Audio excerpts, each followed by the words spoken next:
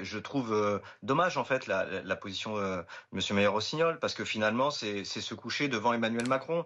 Depuis toujours, que ce soit dans la quatrième ou dans la cinquième République, le vainqueur a pu décider du nom de sa première ministre ou de son premier ministre. Je ne vois pas pourquoi maintenant, certes, Mais non.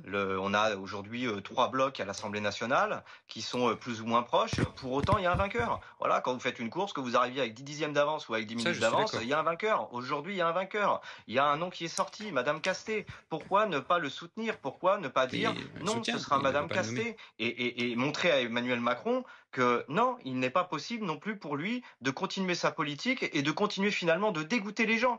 Parce que s'il y a eu un sursaut dans les urnes, si on a fait un résultat aussi exceptionnel avec une participation la plus forte depuis 1997, c'est parce que justement il y a eu ce vent d'espoir de la gauche, cette C'est le mobilisation Front et qui républicain. plus est face au Rassemblement national. Et puis, il faut arrêter de faire de la politique à travers les sondages. Moi, ça commence à m'agacer d'entendre que le problème, c'est la France insoumise ou Jean-Luc Mélenchon, qu'il a une image détestable, que la France insoumise est insupportable et qu'on ne peut pas les supporter.